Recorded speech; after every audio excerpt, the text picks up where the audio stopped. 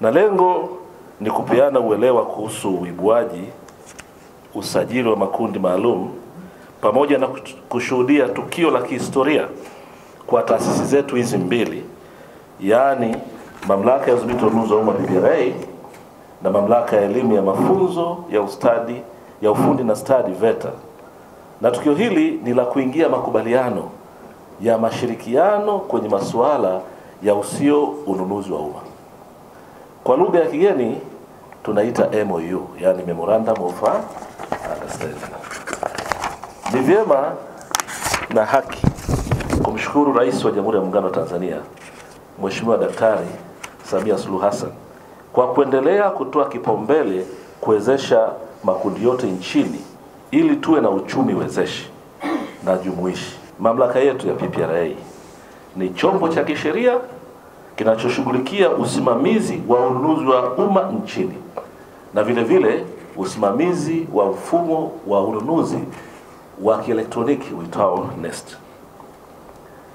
Na kubwa ni kuhakikisha kwamba ununuzi wa bidhaa, huduma na kazi za ujenzi unafanywa kwa haki na kuzingatia maslahi ya umma.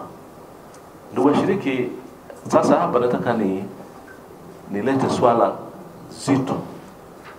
Na PPRA tumekuwa tukifanya kazi sasa hivi kuelimisha umma. Tunapozungumzia ununuzi wa umma, sio kununua bidhaa peke yake.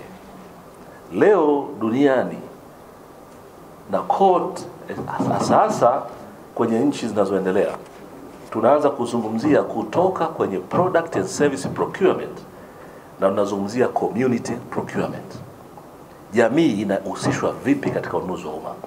Na hiyo unaifunga na dhana ya SPP ambayo ni Sustainable Public Procurement.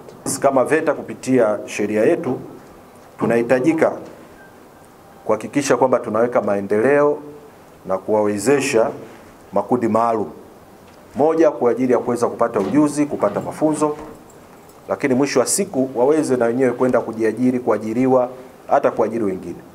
Sasa katika ile eneo la kujiajiri, kuajiriwa ni eneo ambalo ni pana na linahitaji mambo mengi. Kwa hiyo wenzetu wa PPRA baada ya kuja na kuona kwamba kuna eneo ambalo linatakiwa liwekewe mkakati na tuweze kulifanyia kazi kwa pamoja, kama VETA na sisi tukalipima na kuliona kwamba kweli sisi tunaweza tukawa ni moja ya input kubwa ya kuwezesha wananchi, kuwezesha makundi maalum, lakini mwisho wa siku tutakuwa tumeliwezesha taifa letu kuweza kufikia malengo. Na hili ni eneo ambalo linatuhitaji pia kwenye sheria ya ununuzi kuhakikisha kwamba kila taasisi nunuzi inatenga kiwango cha 30% ya ununuzi wake kwa mwaka kwa ajili ya makundi maalum kwenye jamii zetu.